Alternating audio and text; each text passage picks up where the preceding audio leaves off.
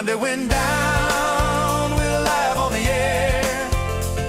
Networking, collabing, good vibes everywhere. From manic to magic, we're turning it round. Grab your drink, let's wind it all.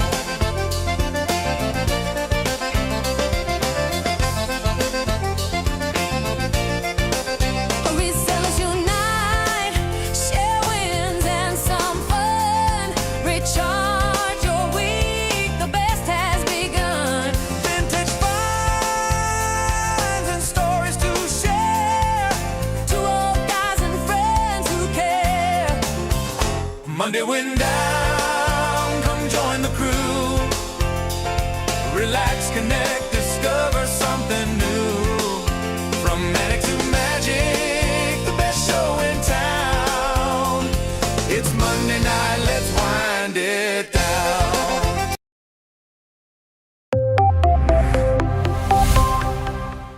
First in the mornings, originally from the Bayou State of Louisiana. I got my coffee, I got my dollars, and I'm looking for deals. Am I at the right place? I say, here at Cajun Roots Reseller, you give me an offer and I'll take it. Bless you, my child. Let me introduce myself. I'm Sister Mary Agnes. You may have heard about me from my friend Cajun Roots Reseller, Johnny.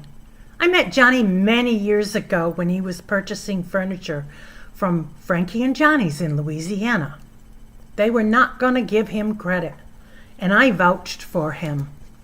I said, let him have it with no problem. He's got the dollars. See the special man. Let him have it with no You got problem. the dollars, go see Johnny, he's got it all. Let him have it with no problem. See the special man. Hello, I'm Johnny's Dough Girl. I'm here to say subscribe, hit the bell, not my belly button, and share out his shows. Always give him a thumbs up. You can even become a member, buy him a coffee, and follow his other channels like the cooking shows, my favorites, his fur babies, and more. Leave a comment, and when you watch a video, you're showing him your support. Hi, I was looking for some jewelry. I'm going to be getting married soon. No, I don't have any credit.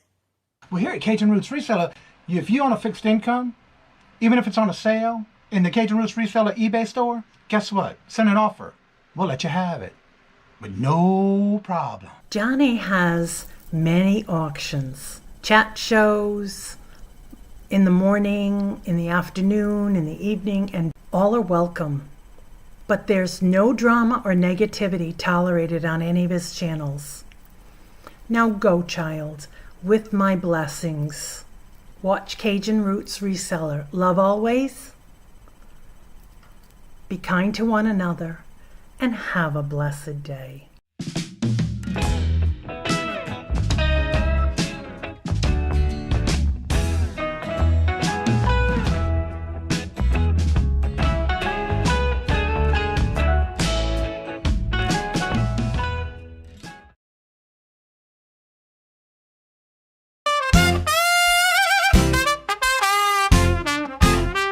First in the mornings, originally from the Bayou State of Louisiana. Here at Cajun Roots Reseller, you make me an offer and I'll take it. You got the dollars, go see Johnny, he's got it all. Let him have it with no problem, see the special man. See the special man. You got the dollars, make me an offer. New England Cajun roots, Johnny understands. Johnny understands. Let him have it with no problem, see the special man. Let him have it with no problem, see the special man.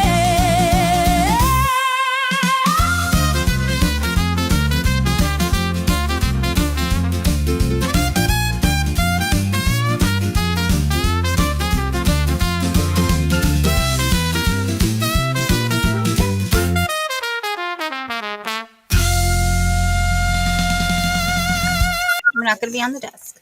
Hello, good afternoon, and welcome. And look at the little treat we get today. Hi there. We have a special guest, y'all. It's Look at Merc. that. It's me, I'm here. And, hello, good afternoon, and welcome, and how are y'all doing? And good to see y'all this afternoon. First in the chat is Regina. Hello, good afternoon, and welcome. Hey, And Regina.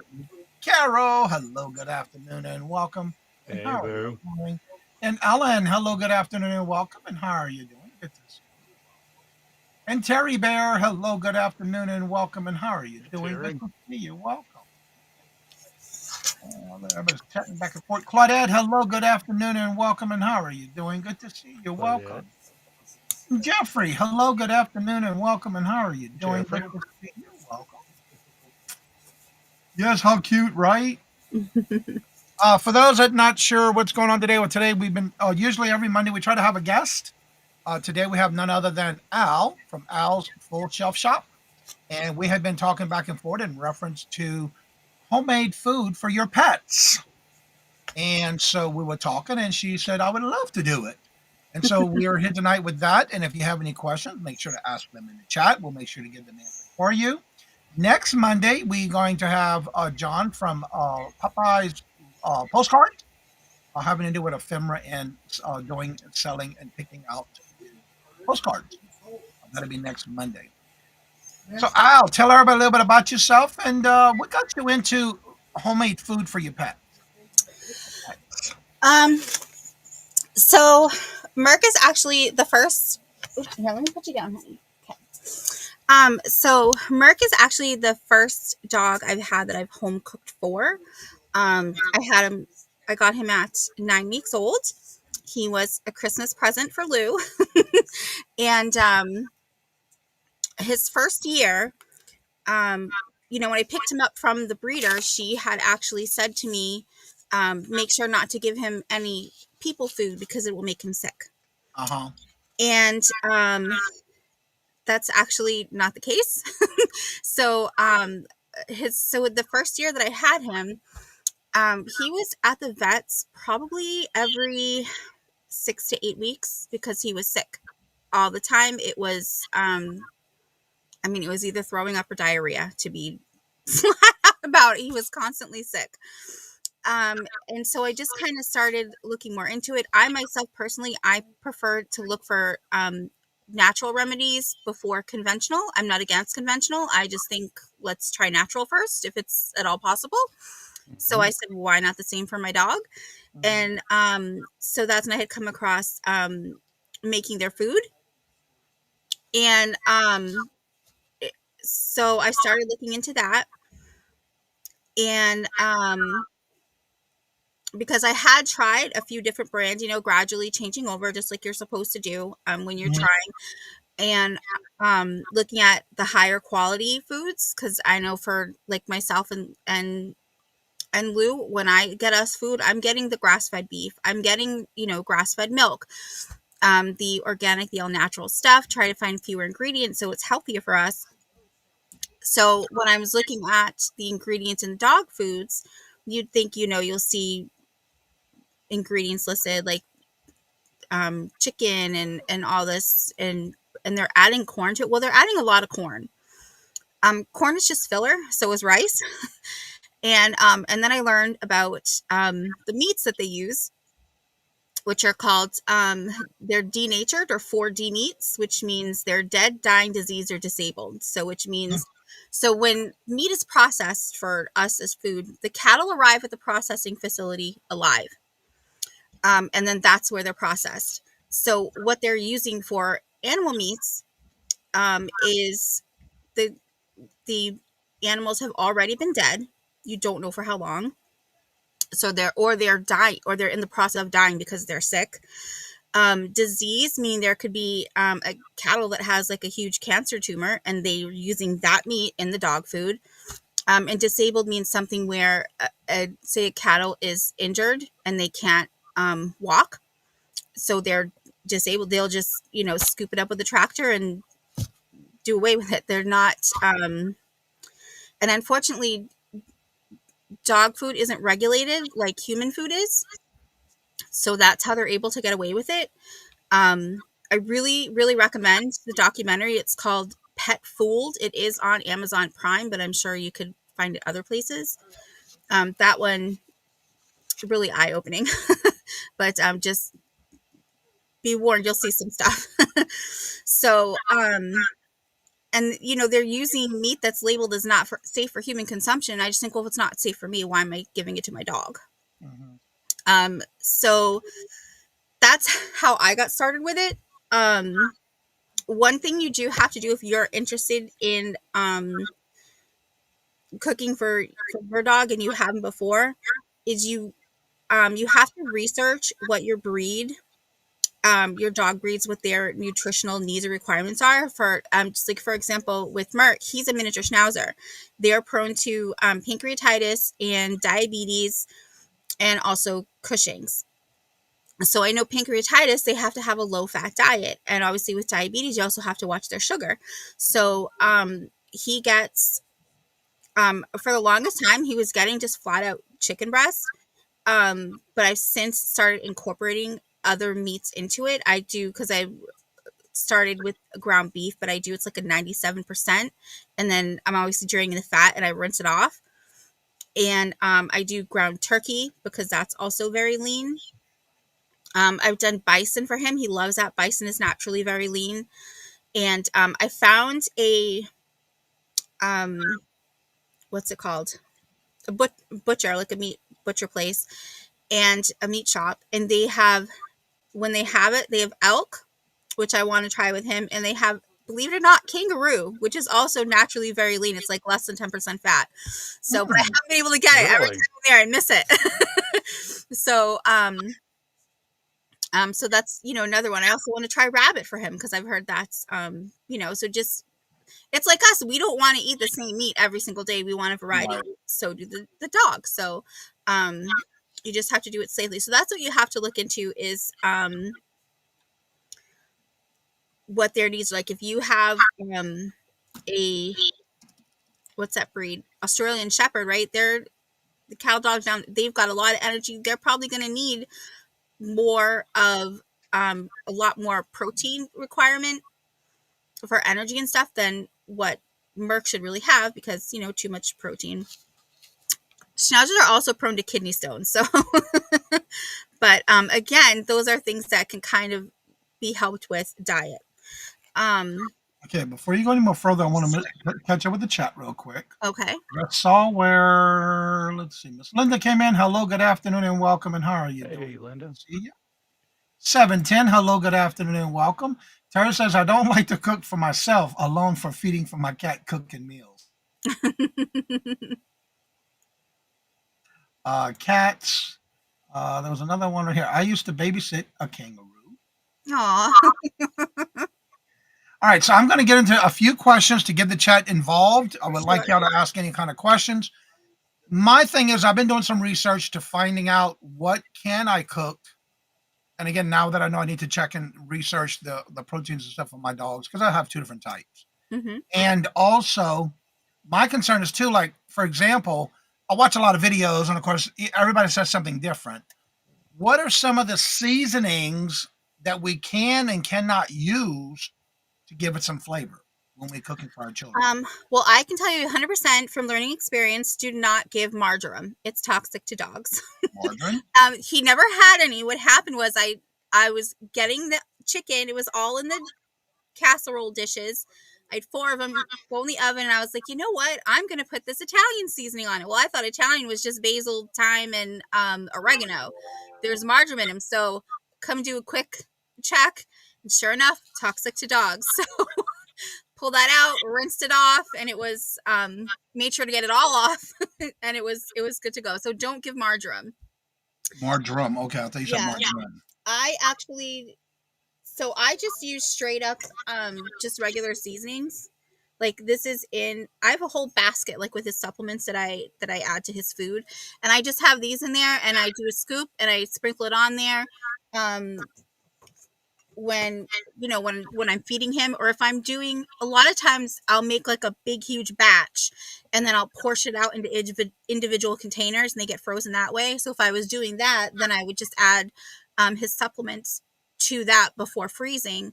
And then the only things I don't put in there before freezing is the coconut oil, because I do put coconut oil with his food. I don't put that on there. So when it comes out, and then if I do toppers, like sometimes I'll top it with some honey. A lot of people will top with yogurt. Unfortunately, Burke's really sensitive. He can't have the yogurt. The most he can have is if I have yogurt, I let him lick my bowl when I'm done, and that's all he can have. But people put sardines on top. I bought sardines, but the thought of looking at a dead fish's head and eyes staring back at me, I couldn't do it. So I donated them to the food pantry. They're probably like, this is the weirdest donation ever. But I also put dogs are required. They do have requirement to have organ meat. I've tried adding it in the food. It makes them sick. So I tried like individual ones, and the only thing I found that doesn't make them sick is the freeze-dried beef liver treat. So and all it is beef liver that's been freeze-dried. So I take that and I put it on top of his food, and that's a topper for him as well. Carol says it's actually the spice, Carol, not the butter. Great idea to feed real food, but do you recommend pumpkin? Oh yeah, pumpkin's actually something that I use. Like I'll add it to his food just because, but also he actually gets a supplemented pumpkin because buying cans of pumpkin is extremely expensive when you can't get them on sale and stock up during this time of year. So I use this supplement, and I just put a scoop. But if he's sick, whereas he has loose stool, diarrhea, that's what you use. Or if he's constipated, not this, you use real pumpkin. If he's constipated, you use real pumpkin, because for some reason pumpkin is good for either or. You also got to remember too, there's two, when you look at the can, make sure it says pure pumpkin, not the other substitute pumpkin. Yeah, you don't want to get the pumpkin pie because there's nutmeg in there, which dogs shouldn't have either. Right. So So the other thing you want to do, so when you're starting out, is you want to try one new food at a time while you're still feeding them, their normal regular food that they've been eating that isn't causing stomach upset. So you just try one food at a time, and you want to check for reactions.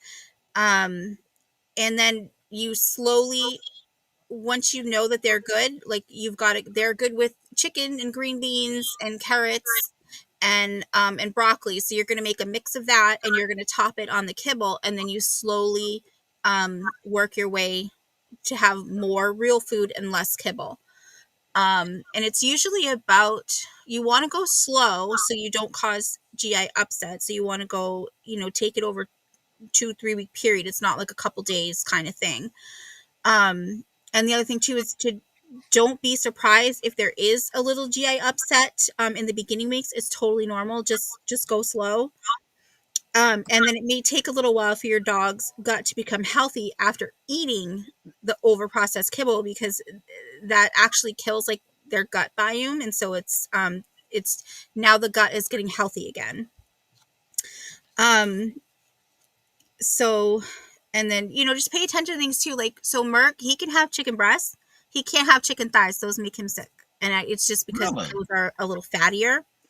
Yeah, I don't even like chicken thighs. So yeah. I mean, I've done it. Like I pulled, because even with chicken breasts, I'll pull the extra fat off. So I did the same thing with the chicken thigh, but it's still in there. So he can't have it. I remember back in the day, my grandmother would take and feed all the dogs that she had food that she was cooking. She would just throw it on the floor and let them have it. Yep. But I learned in the years, don't feed your dogs chicken bones, because of course they can get lodged in their throats. Because they've been cooked. Yeah, and you don't want to feed your dog any cooked bone ever, because they all can splinter. Correct. So so if you're gonna do that, it's best to do like oxtail bones is what I've told. I don't give them to Merc because I've tried and he's just not interested in them. So I don't feed those to my dog at all. Yeah. So my next question is, when it comes to veggies, when I'm thinking of veggies, because when I cook, I love using like bell peppers, onions, and celery and things like that. Mhm. Are there any particular seasonings that we cannot use when it comes to vegetables that we should be alert about? Like, do you mean like food you shouldn't feed the dog? Or Yes. okay, so there's really 4 foods you want to avoid with the dogs. These are all toxic. Grapes, which include raisins, onions, which includes chives, chocolate, and macadamia nuts. And then also, like I said, marjoram, and then I believe it is a nutmeg that they can't have as well. So that's really what you don't, none of those. The one thing that is a big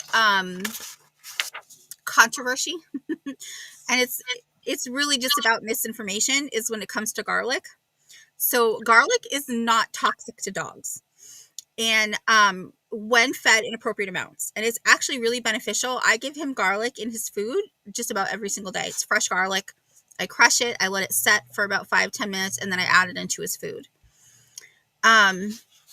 So what happened was, back around it was like 2000, this vet in Japan, and he had his team, and they wanted to know how much garlic you could feed a dog without getting them sick.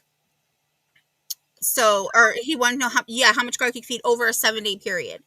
So all the dogs that they tested, at the end of the result, there was no dogs died. There was no like physical changes. But what happened was, when they looked under a microscope, there were it was like oxidative stress in some of the red blood cells. So the team came to the conclusion and published a paper stating that garlic is toxic to dogs. But the other thing is, garlic has been a staple ingredient in commercial dog food for years.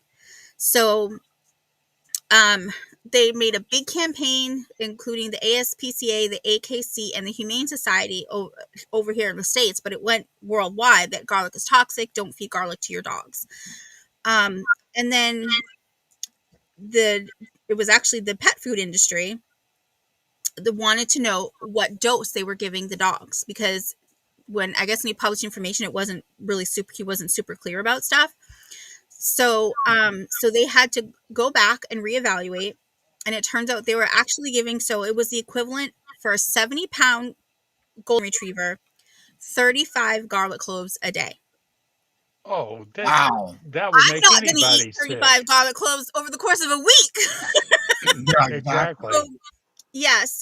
So over the week, that was actually 245 cloves. And no dog would willingly eat that much, no matter how much garlic, right? So in 2004, they redid the study, and then they reversed their conclusion and said it's actually good for their immune system and really great for their heart. But the AKC still publishes that it's toxic, and don't. So that's where the AKC never redacted, even though the same doctor came back and said, "Hey, we messed up, and this is the correct course of action." So See, that's where you get the myth of garlic not being good for dogs. Okay. See, Well, I that's used to give mine a little bit of garlic just to keep the fleas and ticks off of them. That's what I heard about that with garlic. Yeah. We Yeah. would put the powder of a good probiotic in the dog food to keep the good bacteria in their guts good. Onions, bell pepper, garlics are all bad. Cabbage. Question. Yeah, but see, that's what I mean. Garlic isn't bad. Garlic's really healthy for them, and it's really beneficial for them. So is cabbage not good for them or good? No, cabbage is good. I would do that in that's something I'd probably do in a small amount, only because I know when I eat cabbage, my stomach feels bloated. So I'm like, Merc might feel that way too. So I would do like a small amount of that. And that's probably something I would cook a little bit over feeding raw. Well, I always smother it for New Year's. And I've always given my dogs a little bit, but I'd cook a little bit on the side for them and without the seasonings, just so they can have a little bit of it for New Year's. Yeah. Michael says Baxter used to love barbecue sauce. He lived for 17 years old. Danielle, hello, good afternoon, and welcome. And Charlie, hello, good afternoon, and welcome. And how are you doing? Oh, God, I don't want to be around when that dog farts. Do you have a link to that study regarding garlic? I do. Yep. I can, if you give me a second, I can.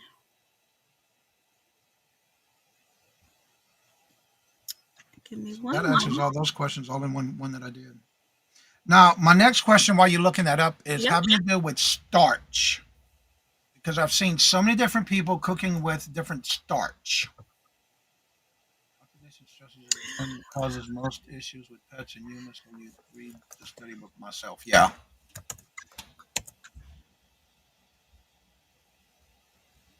Okay. Sorry. I'm just looking for, No, that's fine.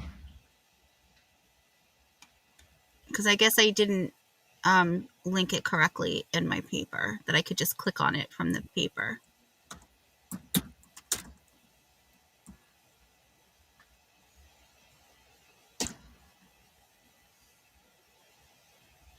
When I was telling everybody before that I used to cook for I had two German shepherds, Ruby and Bo, and we used to cook for them.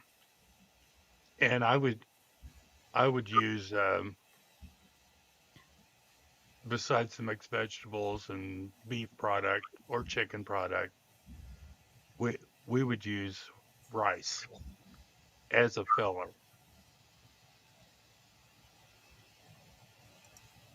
Okay. Now, I just found something that says scientific studies have found that it takes approximately 15 to 30 grams of garlic per kilogram of body weight to produce harmful changes in your dog's blood. To put it into perspective, the average clove of supermarket garlic weighs between 3 to 7 grams. So your dog would have to eat a lot to really get sick. Let's see here. There's one here Yeah. with the So, National Institution of Health garlic extract, less than enough of dog. There's one here by the National Institute of Health. all right. I have to open up a YouTube so I can, because I can't comment, and Oh yeah, I forgot about that. you can do it in YouTube, or you can put it in the private chat, and I can put it. What Oh, about? okay. That'll be even quicker. Okay. No, it is trivia that you clearly.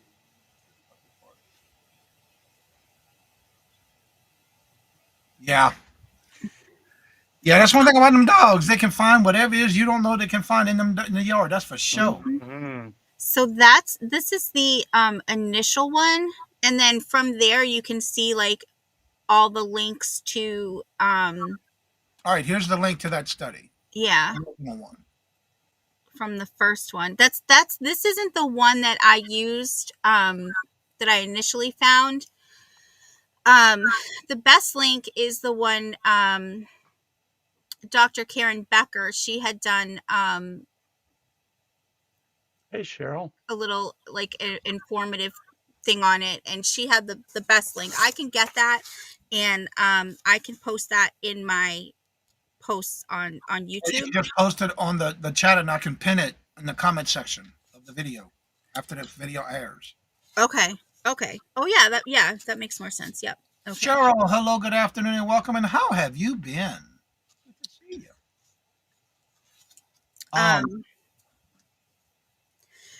Okay, so what was the next question? Definitely in reference to what are the right starches that we can use, if we can even use starch when cooking food. So one big thing is, if you're giving your dog rice, don't. So there's two things with rice. Rice really actually isn't very good for you, for like us or dogs. And so the thing with rice is, one, it rates high for arsenic, especially brown rice. And two, it's highly inflammatory. So, and I know, like, so for example, the woman who created the group that I'm in, the home cooking group that I'm in, um, she really, I forget what she used to do. She's retired now, but I forget what she used to do, but she's really into like studying these things and looking, she's like a vet scientist, right? So she was kind of watching it, and when she stopped feeding her dogs, they weren't as like slumpy. stop giving rice, because I made the mistake when I first started feeding Merc. I was like, I'll give him rice, and I was like, I'll give him brown rice, that's healthier, and it turns out it's not. And so the best things that you can feed are actually quinoa and barley. Oats are good too, but I save oats, and I run them through my food processor to make them into an oat flour, and I'll use that to make treats for him. So if he gets oats, it's through treats, so it's not too much. The other thing to keep in mind is that so dogs don't actually need carbohydrates. Their bodies aren't designed to digest them. So if you do feed the quinoa or the barley, it should be fed in small amounts, as it's high in, well, the quinoa is high in lectins, which is the protein that binds carbs and sugars, and it's really indigestible, and it can damage their gut lining. So I had switched to feeding. I would switch between like quinoa and barley, and now I've just stopped, because so his food consists of meat and produce and the supplements. But Yeah, that's interesting. yeah. Because I see a lot of food that I even see at the grocery stores, that you go into the pet section, and they have the fresh food in the refrigerated section, Mm-hmm. and most of the ingredients are like a rice of some kind. Because it's a cheap no. filler. Yeah, It's a Exactly. it's a cheap filler. That's like when you look at and they're expensive. and corn as well is a corn. I mean, there's really no nutritional value in corn. Our bodies don't really digest it. It's the same for dogs, so that's just also another cheap filler. I recently ordered some little treats for Foster, and I look at the first ingredient in them is corn, and I'm like, guinea pigs can't even eat corn when it's fresh. Why would you grind it up and put it in a treat? Right. So those got returned. But yeah, it's really the When they eat healthier, their fur is much softer and shiny. mm-hmm. Yeah. Yeah. And so is, I mean, Ingredients is the best. that's one of the reasons also, like the coconut oil is really good for that. It's good for their skin. It's good for their fur. And he loves it. He'll sometimes, so if he wants a treat, he'll bark at me and then go down to the kitchen stairs and then look to make sure I'm following him. And I'll come in, and he goes over to where the treats are, which is also usually near where the coconut oil is. So I'll hold up both, and sometimes he chooses a treat, and sometimes he chooses the coconut oil because he wants a little. That's fine with me. You can have some coconut oil. I just won't give it to him in his food, Right. in his meal. But he loves it. He goes crazy for it. The veggies that might make it pretty, so you know, yeah. And it's so expensive. I don't buy it. I just refuse to. And the other thing too is so there's this website, dog food advice. I believe it's dogfoodadvisor.com. I'm still signed up for it because they give alerts regarding treats. But what they do is now supposedly it's a non-bias, but they've gone through and he's researched and rated into like all the dog foods, like which is the best and which is the worst. But the reason I signed up for it when I first got Merc is because if there's a recall on any dog food or cat food or any of their treats, he emails out and says this has just been recalled, so that you're alerted. And because I was still, when I started giving him the home cooked meals, I was still buying commercial dog treats. I don't anymore, aside from the beef liver and turkey giblets, but and those are really like top quality brands. They're kind of pricey, so and I've looked into the company, so I know that they're really good. But so that's something that you can also, I recommend signing up for, is getting that, so that if you are still feeding Kib, at least you'll know if there's a recall. And what was the name of that website again? It's dogfoodadvisor.com. And he only emails really when there's been like a recall, and then I think he might send one a week, and then once or twice a year he sends out like a donation plea, because he does it all on his own. He's not paid to do it. So that's really it. But so I don't really get a ton of them from him. But I will say though that I have seen a few about where he talks down about home cooking. And I have to start to wonder if that's because he's had this website for so long that now maybe he is getting sponsorships and not being truthful about it. But I don't know. I haven't really looked into it, but I just kind of laugh when I'm like, yeah, that's not true. Yeah. Because his big thing was like, well, how are you gonna make sure that you're getting all the nutritional needs that they need to meet? Well, and you have to add supplements to it. Well, when commercial dog food is made, the food is so over processed and then crunched, made into these hard pebbles that they've stripped so much of the nutrients in it that they have to add the more, they have to add synthetic nutrients and vitamins and stuff to it. And, It's, that's another it's thing just is, like processed people food. There's so yeah, much crap in it. Let's call it what it is. It's crap. yeah. So let me ask you this, as far as seasoning is concerned, because I see a lot of people talking in reference to when somebody's talking about these videos on how to make homemade food, and this is what you should do. But when the doctors actually sit there and watch these and then give their feedback, one of the things that they talk about is like they're not putting things like supplements or things like turmeric and things like that. What is this with turmeric? So turmeric, that is something I've started looking into, but I haven't started giving Merc yet. Again, I still learn because this is something I'm constantly learning new things about. I can say when you first start feeding out, there are 2 supplements you have to give. One is some kind of omega-3. Don't do it in a pill form. You want to get a Powder pump. form of some kind. Yep, I do a pump. It's a couple pumps on his food, and he's good to go. I like this specific one because it's not just a lot of times they just use salmon oil, but this one uses pollock and salmon. So it uses a couple different kinds, which I like. And the other thing is calcium. So you can do, this is what I do for Merc, is I do seaweed calcium. Hold on, let me And look at this so we can see you that. can use, Show that again, please. oh, yep. The Seed seaweed calcium. Yep. And this I just got on Amazon. And that's a powder form. Yep, it's a powder. I just scoop it and add it to his food. And it's just dehydrated seaweed.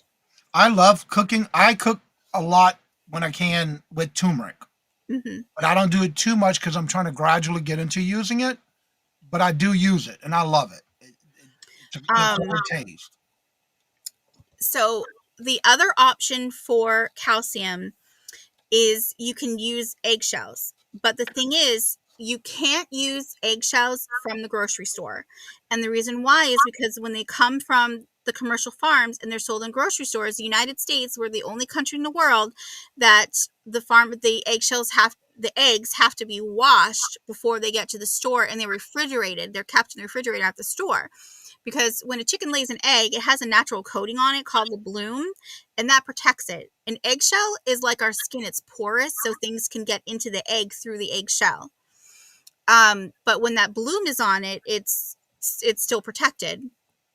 So when they're going through to get washed, it's actually like a chemical mixture of bleach and water, and I think something else. So you're getting that in your eggs. And while it is a small amount, it's still, to me, because it's still there. And I mean, I wouldn't sprinkle bleach on my food. So I wouldn't do that. But if you have your own chickens, or if you have a neighbor, something that has chickens, and you buy fresh eggs from them, or they give you some, you can save those, wash those, and then after they're cracked, leave them upside down so they dry. And then what I would do is, after I baked something, and the oven was off, I would just stick them in the oven and let them be in there so that they all dry out. And then you can take them out, and I used a coffee grinder to grind them up in to fine grain. And then you can sprinkle that on their food for their calcium. Also healthy to feed back to your chickens if you have chickens. I didn't know that. So, yeah. So, but don't do it with store-bought eggs.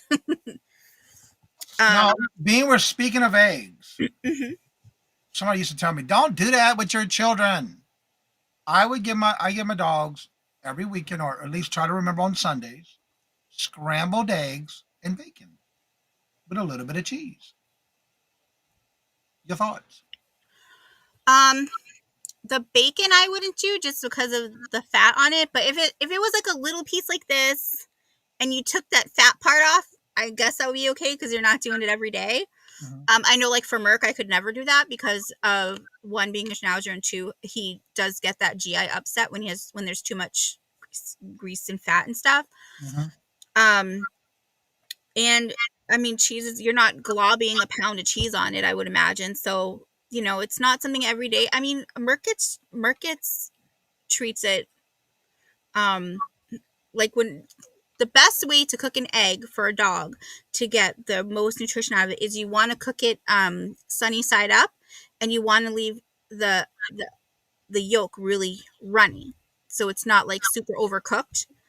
But I try to do that for Merc. But if I'm making scrambled eggs, I'll put some aside for Merc. He's still going to get some nutrition out of it, maybe not as much as because it's cooked a little more, but Yeah, I do a lightly scrambled when I do the eggs for them. I do that separate. But of course, I do a little sprinkle of cheese. And there's some people, they just crack the egg raw and they put it on for their dog to eat raw. I don't want to do. I don't eat it raw. If it was from my chickens, when I had chickens, if it was from them, I would do it. I'd feel comfortable, but not the ones from the store. Right. So because I use brown eggs. I don't use regular eggs when I buy them from the store. Yeah. And then the other thing with supplements is you want to make sure that you're getting, you don't want to get vitamins that are made with synthetic materials because their bodies are not designed to absorb those nutrients and digest those supplements. So when you get ones that are like the Purina brand or the one that's called like Bernie's poop or something like that for dogs when they're having issues with that, that's all synthetic. You want to get, so I use Native Pets, and the other ones that I use are Kin and Kind. There's another brand called 4-Leaf Rover and Adorned Beast. Those are really good. It's actual real quality ingredients. It's not synthetic. So they're going to, I mean, if you're going to get the supplements that are synthetic, you might as well just not get anything because they're not getting anything out of it. Right. But I know, like, so for Merc, he gets the oil and the calcium and the pumpkin. He gets a probiotic. And he was getting a daily, like a multivitamin, but I'm not going to get this kind anymore, only because they do use one of the ingredients is some kind of seafood, and it's really, really strong smelling, and it makes me very nauseous. So I won't be using this anymore. I'm going to go back to the other one that I was using, which was Whole Organic Pets, I think was the brand. I'd have to find it again. That's true, Michael. Yep, that's true. Yep. So if you have any questions having to do with making homemade food for your children, your animals, your pets, that's what we're here to cover today. Fur babies. Fur babies, Yep. Yeah. Or it could be your cats, your dogs, turtles, iguanas, that kind of stuff. Again, every animal is different. Of course, and this is my opinion, you should be able to know your dog by now, what they can and can't have. I know for a fact, blueberries, one of my dogs will sit there and roll it on the floor, but not eat it. The other one, she will eat it up. Again, it always depends. I don't know about snakes. I don't deal with snakes. I know my neighbor used to have a snake. They used to feed it rats. Yeah, I think they just get a frozen rat. Yeah, that they used to do. But yeah, then they lost it in the sofa when they went to throw the sofa out. It was in the sofa. Wait, the snake was in the sofa? What? The snake was in the sofa? But they didn't know it was in the sofa. They thought it was in the cage, and it was too late because the sofa already went through somebody already picked it up through the trash on the side of the road. Oh, So no. New Orleans, you put something on the side of the road, it won't be there long. When they realized the snake was gone, they realized it was in the sofa. Let's see. Jay, my rotator has a condition where if he eats anything colder than room temperature, he regurgitates In hot summers here in Vegas, it's hard to treat him. Any Aw. recommendations? I mean, I know, like, it could just be that he's having trouble. I'm not a vet, obviously, but it could be that he's having troubles, or his body is having troubles with digesting it because it's so cold. There was actually Dr. Judy Morgan came out and she was saying that it actually is better to not feed cold if you're doing home cook, but to warm it up. Usually if I'm cooking something for me, I don't mind throwing Merck's food in the pan and warming it up. I don't do it every time. So, and again, this is something new that came out. So there's always new stuff coming out. A couple of other things that I wanted to go over was the myth, I'm gonna call it, that some people, they say they give home cooked and they say, well, I still give kibble because I want to clean their teeth. Kibble doesn't clean their teeth. That was a marketing ploy by the pet food industry. And it's essentially saying, because they're saying the kibble's hard and when they bite into it, that cleans their teeth. Well, pretzels are hard, and when we bite into them, they don't clean our teeth. So, what you want to do is you want to use organic, unrefined, cold pressed coconut oil. That's the kind of coconut oil you want to be giving your dogs. You can put a little on toothbrush and just scrub it on. And you want to start with just letting them get used to it. If you've never given it to them before, most dogs like it. And then you can put a little on your finger and just rub it on their teeth. And then you get those finger covers that have like the nubs on them, and start with that. And then you can go up to like a toothbrush that's appropriately sized for their mouth. And I mean, And start when they're babies yes. so that they get used to it. Yep. Because Merc does not like it. It's not fun brushing his teeth, but it's got to get done. So, and especially if you have small dogs. I thought it was a schnauzer thing, but what my vet explained to me is that it's actually a small dog thing, is that they just don't have great dental and they sometimes lose a lot of their teeth. Or they just. And for me, all my children always had the pet insurance. Mm-hmm. So they get their teeth cleaned 3 times a year. Oh, nice. Oh, yes. Nice. It's part of the insurance, and I make sure to get them done, too. And they love it. They love going to the vet. Yeah. And then the other thing that I wanted to talk about was, I think I did a little bit, was treating if your dog, a constant thing, or not a constant, a common thing is your dog's getting sick, having diarrhea or vomiting. You take your dog to the vet. The first thing they're going to say is give them rice and ground beef. Well, I've already told you why rice is not good. And the other thing, so we as humans, because like when we're sick and you get put on that brat diet where it's like bread, rice, applesauce, and it's bananas, rice, applesauce, and toast. So we as humans produce, I'm going to say this wrong, but amylase, which is a digestive enzyme that breaks down carbohydrates. Dogs and cats have very, very little by comparison.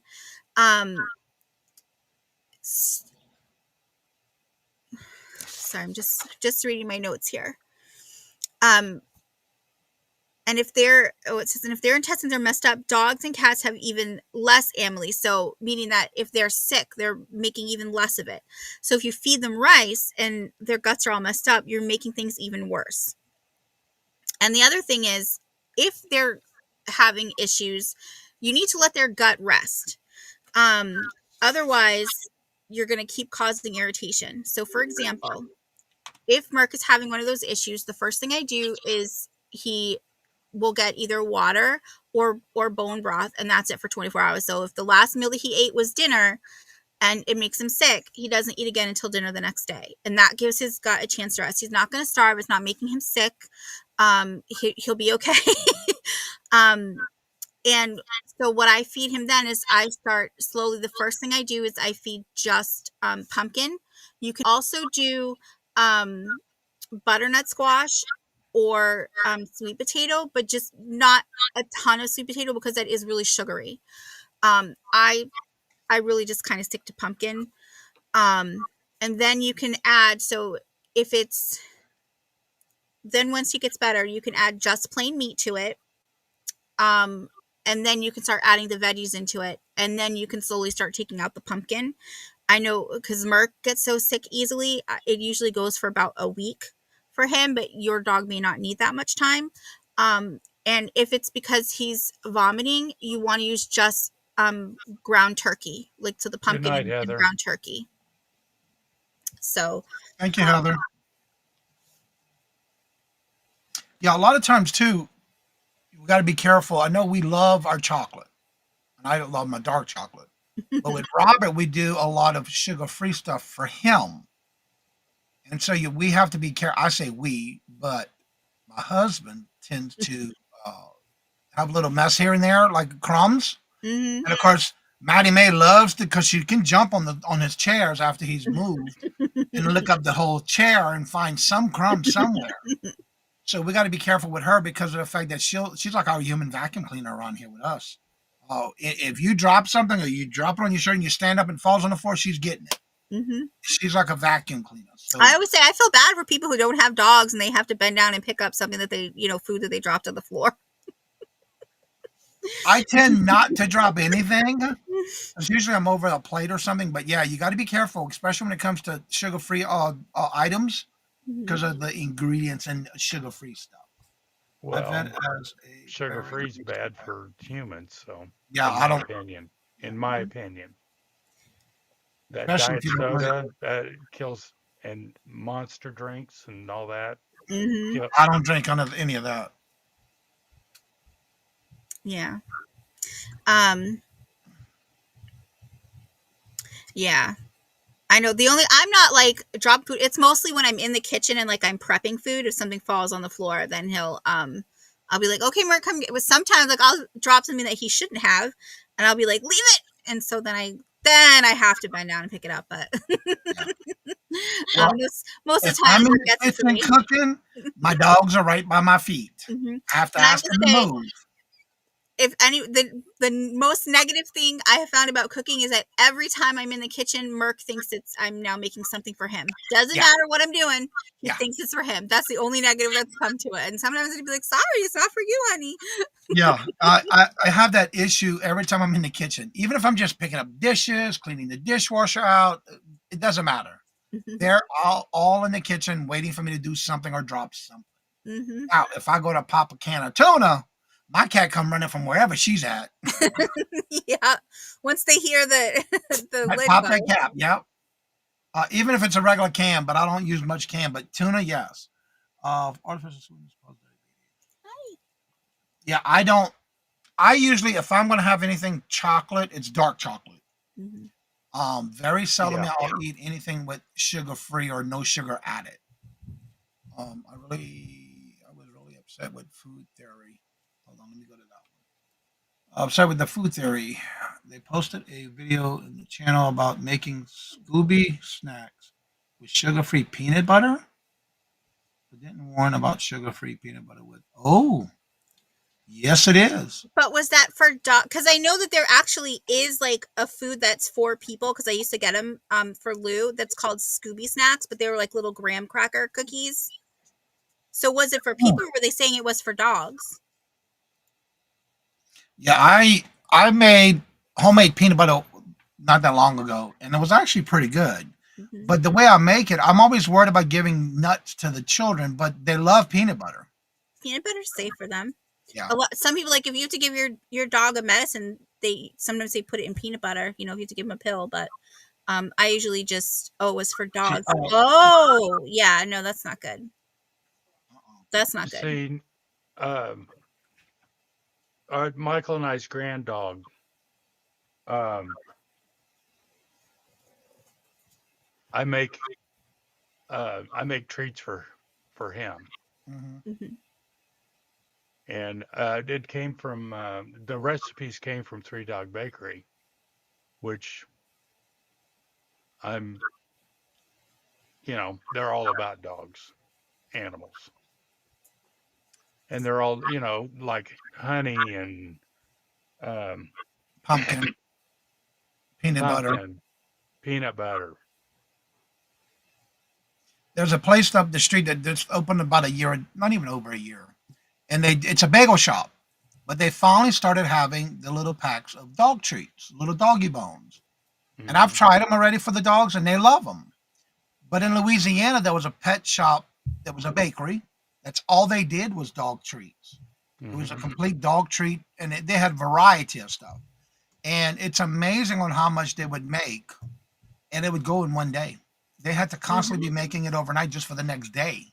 It was so good for the dogs. But again, it used to be a little expensive if you can't make it for yourself. You know what I'm saying? For your animal. Yep. So, Yeah. the pricing Maddox of is everything too. Maddox is our grand dog. He is a special needs dog. Mm. Our youngest son is a teacher, music teacher. So the thing about it today is, if you have any questions about food for your pets, talking about making homemade food, that's what we're here for today. One of the biggest things, of course, is, and I've done this even without making homemade dog food, is always making sure that whenever you change the dog's food of some kind or your pet, do it gradually until you start feeding it just whatever it is you're feeding. I'm gonna go grab some recipes real quick, just Okay. because. So I have 4 books that I would really recommend. So these are the first 2 books that I ever bought.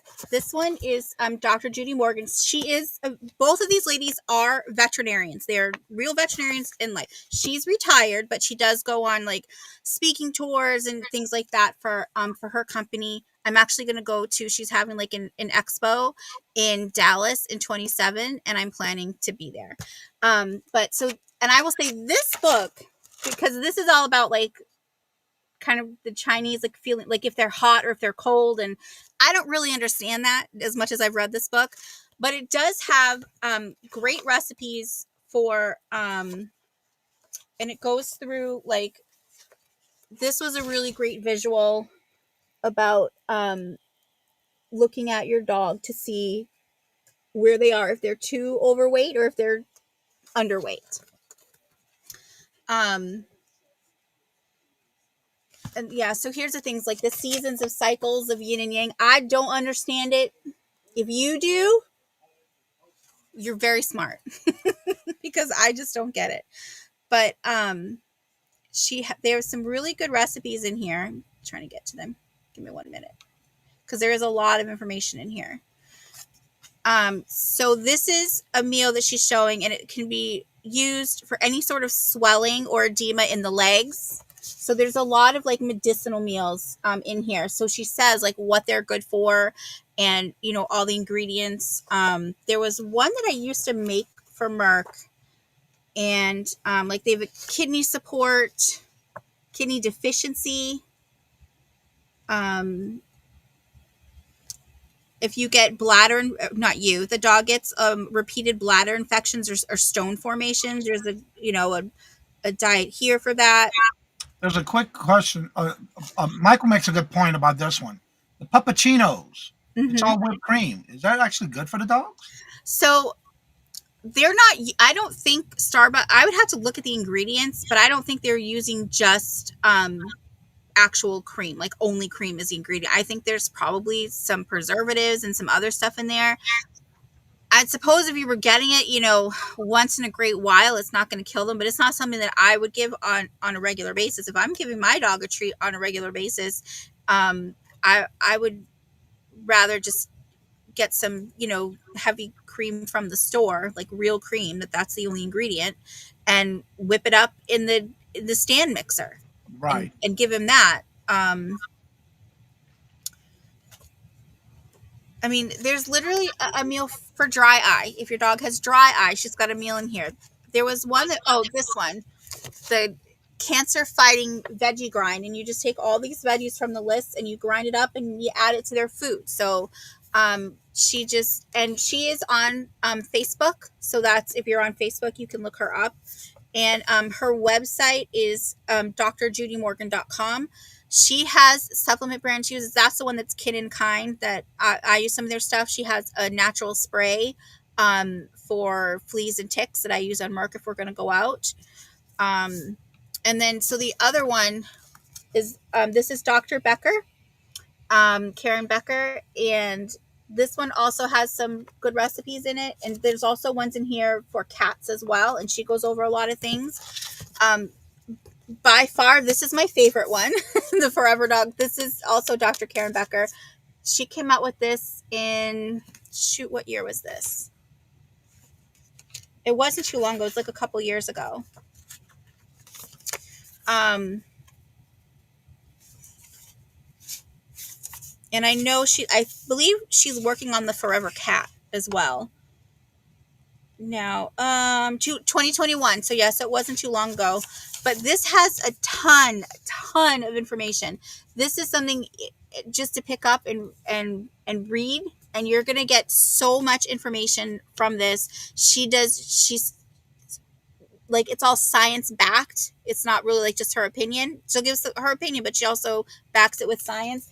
And then she recently came out with this book, The Forever Dog Life, and this one has a ton of recipes for things like a homemade shampoo, a homemade like flea bath, a paw like a paw balm to use on their paws. Like, say, a lot of times people use it during winter because the winter can be rough on the paws.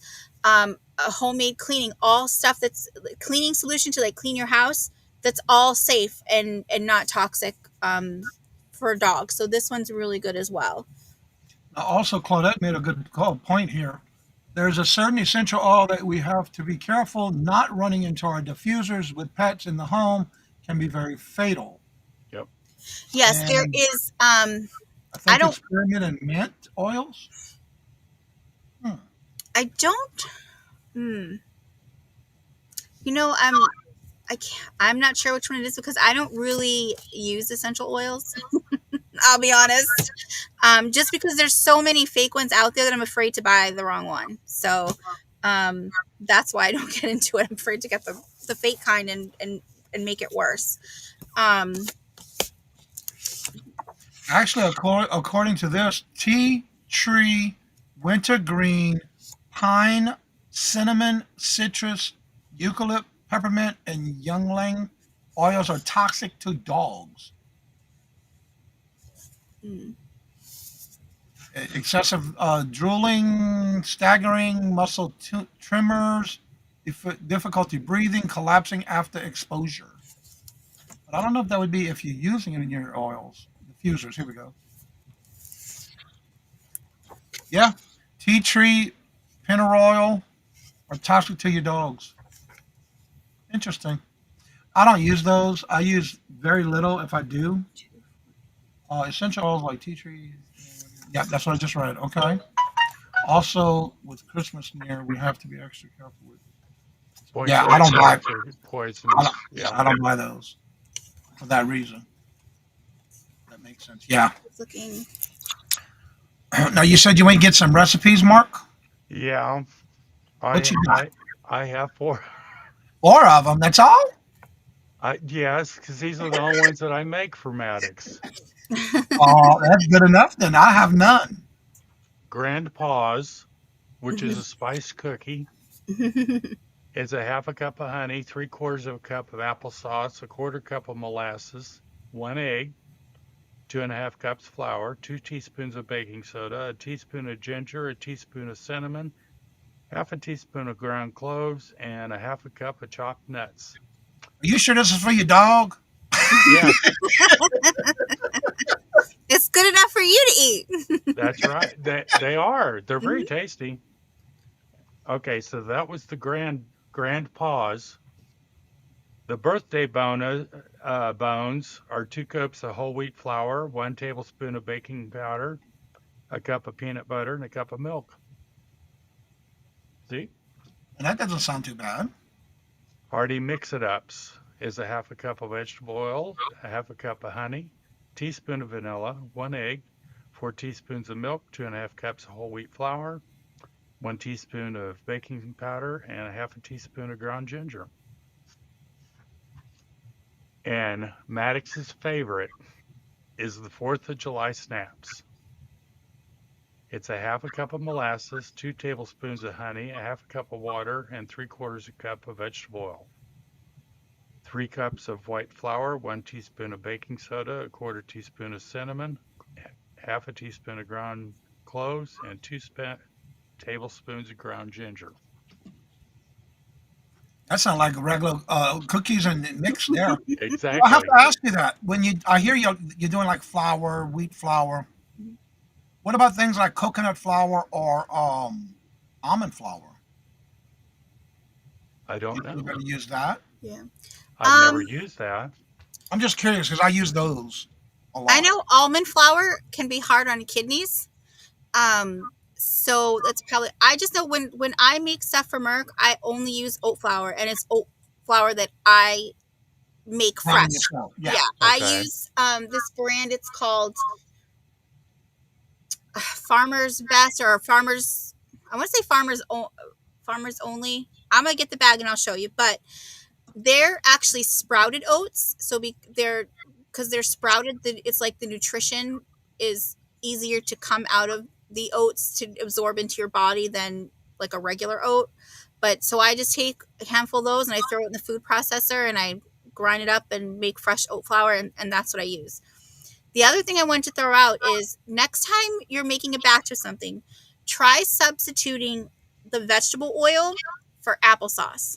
Just a 1-to-1 substitution. Because I do that in my own baking. I know recently Lawrence made some brownies, and he was reading the thing and it called for so much oil, and I said use applesauce. Because I know, Yeah. like, if I didn't have it, I wouldn't use vegetable oil. I would like what's specifically called like that. I can't think of the brand, but like canola oil, but like that kind of thing. I would probably use either probably avocado oil over olive. But I just know because vegetable oil really isn't like, even for us as humans, isn't like the purest best thing. Um, and the applesauce too will add a little bit of sweetness to it, but make sure again you're getting unsweetened, and check the ingredients. It should really just be apples. My grandmother used to always do it, and that's how I learned that about using applesauce instead of vegetable oil. hmm So I don't even buy vegetable oil anymore. yeah, I know, and I can tell you one time I made doggy donuts, and I'd made them at night, and so I was letting them cool, and I came down the next morning, and Lou was eating them, and I was like, "Are you eating?" I said, "Did you eat those?" And he said, "Yeah." And I was like, "Oh, well, how'd they taste?" And he says, "Well, they were kind of bland, but I just put some jelly on them and they were fine." And I said, "Honey," I said, those were Merc. Those were dog treats. But if I make them, he still eats them because he likes them. He just puts a Yeah. little jelly on them. Yeah. So, because it's all Human safe ingredients. Yeah. foods. Yeah. Would Yeah. you I open don't up a bag use. of kibble and have a handful? I bet you wouldn't. Yeah. I cannot use white bleach flour. I need to use almond flour. Yeah, I don't use. Yeah, I don't use bleach flour. Mm. So I did find it was in this one here about the essential oils, because she has recommendations of which ones to use, and she said and one thing she notes here is never apply essential oils directly to a pet's skin, um and to make sure you choose 100% pure high quality essential oils from reputable companies you trust, so, and not to use synthetic ones. But she says these are the oils not to use around pets, and she said tea tree oil causes reaction in cats, and pennyroyal oil causes reactions in dogs. Those are the only ones she mentions as not to use. Ones that she lists that you can use are eucalyptus, lemon, orange, peppermint, thyme, rosemary, clove, neem, cedar, catnip, and geranium. Yeah, that's the two that said are toxic to your dogs. It can cause seizures, and tremors. Well, so peppermint oil is a natural pest repellent for indoor critters, is what's listed here. Peppermint oils are very toxic to cats. Well, according and the to other thing Ellen. too is this is a forever dog, so Yeah. it could be that this is just specifically listing for dogs. So if Even humans should not put essential oils right onto their skin and add oils. Yeah, yeah, I don't. That's one thing I never did. That's why I like the blue buffalo treats that Nothing better than okay. So And they've been promoting that a lot. Lemongrass is bad for dogs. I would really recommend signing up for the Dog Food Advisor because I know Blue Buffalo brand has had massive recalls before. That's because that was one brand that I looked into when Merc was a puppy, and then I just kind of nixed it seeing how many recalls they had. Now I know I'm referring specifically to their kibble. I don't know about their treats, but for me, I kind of think, well, if they're not being safe with the food, how safe are they being with the treats? Mm-hmm. That's Exactly. the things that I think about. Right. Well, that's the sad thing too. You got to make sure you keep up on all these different recalls because there's so many different recalls on different pet foods. Got to be careful with that. But knock on wood, all my dogs are healthy. Great health. I give them good treats. I get them to the vet on a regular basis. I have insurance on all my dogs for their health insurance. So that's why I bring them and use it for that reason. You know, get their teeth cleaned on a regular, but 3 times a year. Good evening. Well, hello, Amy. How are you? Amy. So again, if you have any questions in having to do with your pets, whether it's making homemade food, do's and don'ts, what can you feed them, what cannot feed them, that's what we're here for today. Al taking her time to come with us today to answer those kind of questions. I have been thinking about this. I've been watching a lot of different videos and doing some research on what I can and can't serve my dogs. There's been so much controversy of you got to use this, you got to use these supplements, you got to use this and that. But then there's so many different controversials, but don't use this and don't do this. And so I think my opinion is you are the only one that really knows your pet. Biggest thing is if you are feeding them anything in particular and you're changing their feeding of some kind, make sure you keep an eye on what's happening. If you're changing it, don't change it drastically. Absolutely not. Gradually, but also making sure you keep an eye on it and make sure that it's working for them. And if not, don't do it. But I'm gathering from all this. Any final thoughts for you as far as anyone who is thinking about getting into making homemade food for their pets? A few things to keep in mind are if you do start feeding homemade food, because it is very moist, you will notice that your dogs don't drink as much as they did when they were on kibble. So don't be alarmed about that. And you definitely want to know your dog's ideal weight. And there are like breed specific ranges. You'll always see like, well, miniature schnauzers should be this weight. Well, Merc is a little less than that because his mother was 18 pounds and his father was 14 pounds. So I know if he's between 14 and 18 that he's healthy.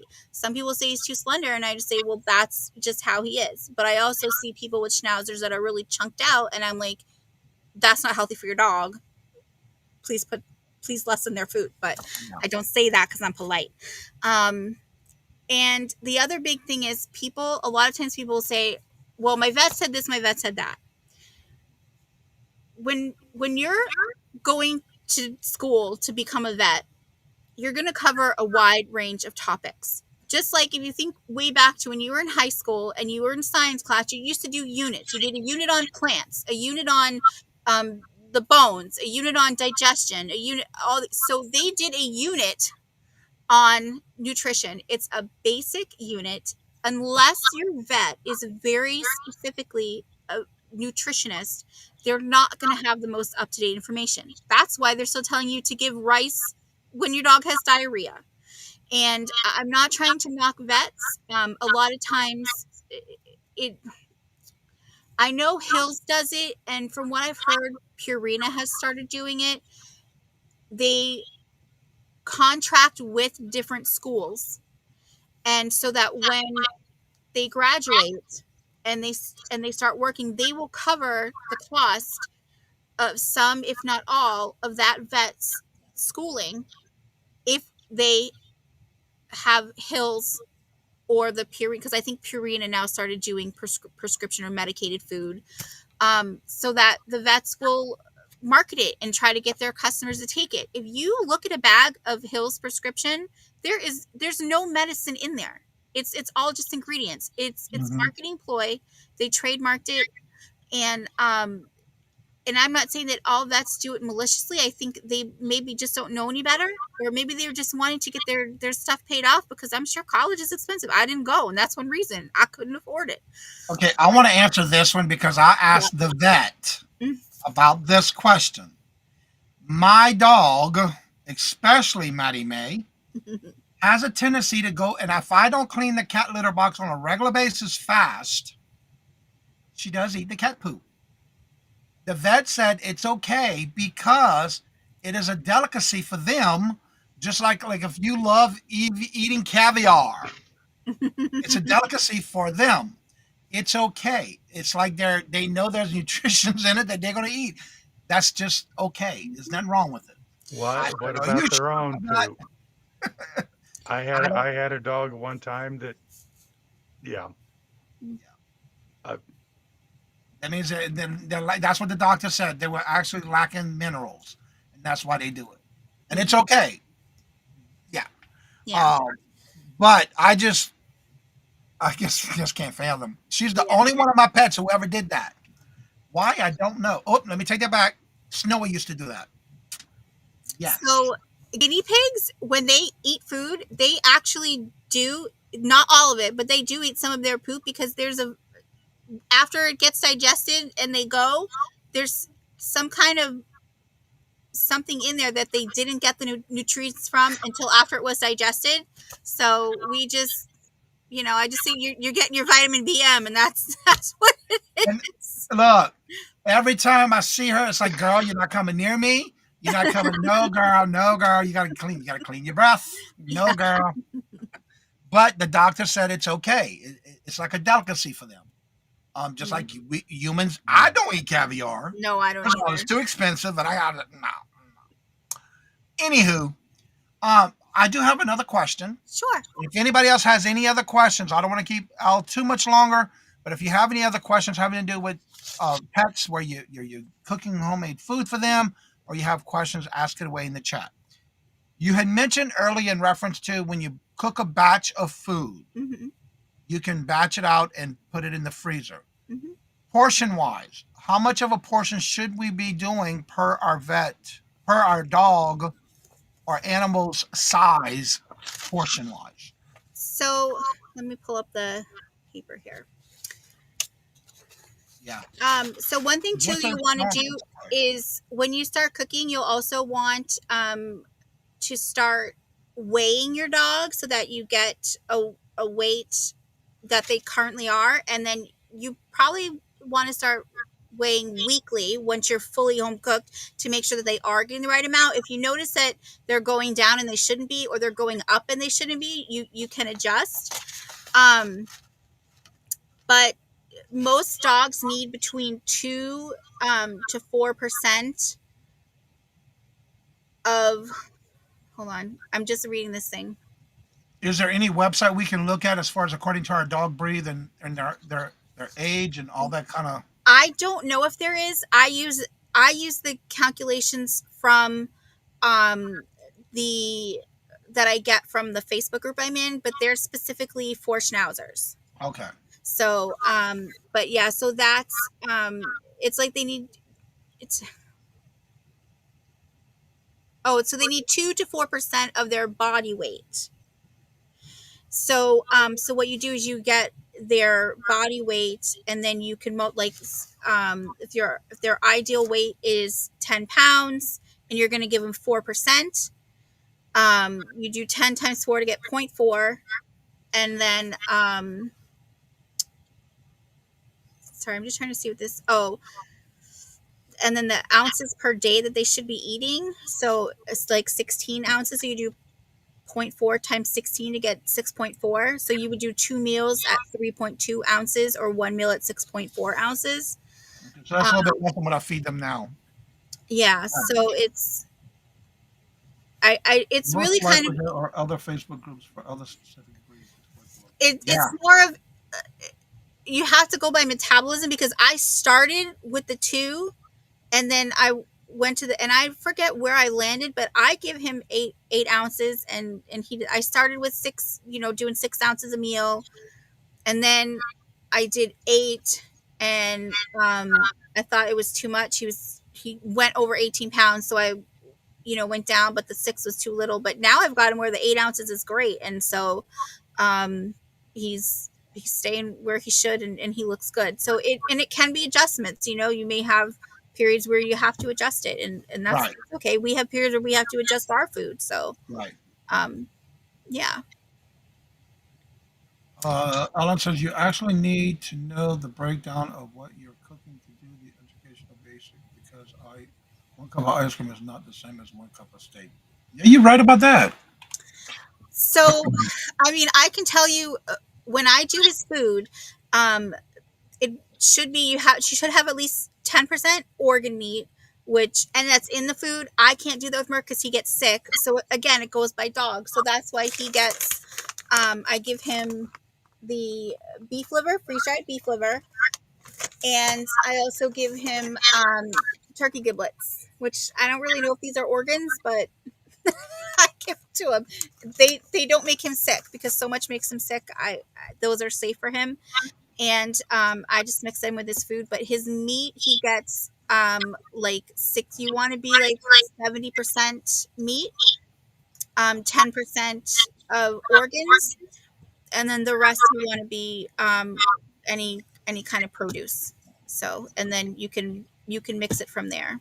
And if you, again, I no longer give carbs, but if you're going to do the quinoa, the barley, I recommend no more than like 10%. So when I was, he would get like 0.8 ounces of in each serving of like quinoa or barley. So it really wasn't a ton, but again, it's not needed. Okay. Mark, do you have anything else to add to the topic of the day? No, I'm kind of proud that I had the dog recipes. Yeah, me too. And again, if you have any ideas or thoughts of anybody you would like to have on the show for a particular topic, please let us know. Make sure you reach out to myself or Mark, and we'll be glad to contact them and make sure we get them on the show. Don't forget, next Monday, we will have John and it's Popeye's Postcards channel. He will be on here talking about postcards next Monday. So hopefully y'all got a lot out of this. Don't forget, you can always make those questions in the chat. Also, don't forget, if you remember correctly, to get that link and put it in the comment section of the video, and then I'll star it. I'll pin it. Pin it. Okay. Yep. Yeah, I'll do that when we're all done here. Also, don't forget that Mia does go live at 6, and I'm sure there's others that go out, but I always remember Mia because it's at 6 o'clock p.m. Standard time. Al, is there anywhere you're going to be or you would like to promote before we go and end the show? My sales right now are Sundays at 2 p.m. And I don't think I'm guesting anywhere else for the rest of the month. But if I do usually try to post it. But Sundays at 2 p.m. And then I'm actually going to be announcing a weekday evening sale, so like a weekly evening sale soon. I'm just finishing up to make sure that it is the right time slot, and so I'll do that soon. So yeah, right. So that's it. But I'm on Whatnot every night this month. If you want to come to Whatnot, you're going to promote that. Didn't you just have a show last night? I think yesterday. You got one coming up. Yesterday I did, and you could rewatch it. I did a special sale, like it was a theme sale with Sabrina from Simon Says Let's Make a Deal, and we did all like country and western theme stuff. So it was really fun. And there's Al's channel right there. Stuff left. So and also make sure you're following her on Whatnot. Mm-hmm. You've been doing a couple of sales a week now, huh? And I'm just full shelf shop on Whatnot. So okay. Yeah, I'm following you on Whatnot. I got the notifications turned on. Well, everybody, thank y'all so much. Don't forget to leave the comments in the comment section of the video once the video has aired and ended. Thank y'all very much for being here. Don't forget to check out the channels that are in the chat. Check out everybody's channel. But as I say before you end each and every show, don't forget to come back and let us know if you have a particular topic you would like us to have on the show. So as I say before you end each and every show, love always. Love is always free. Please be kind to one another till we meet into another chat. Have a blessed and fabulous day. Until we meet again. Later. Peace out. And y'all come back now. You hear?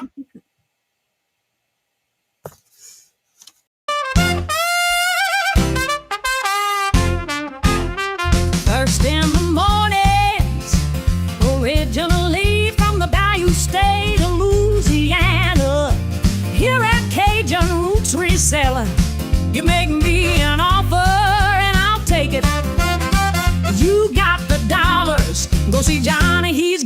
get on.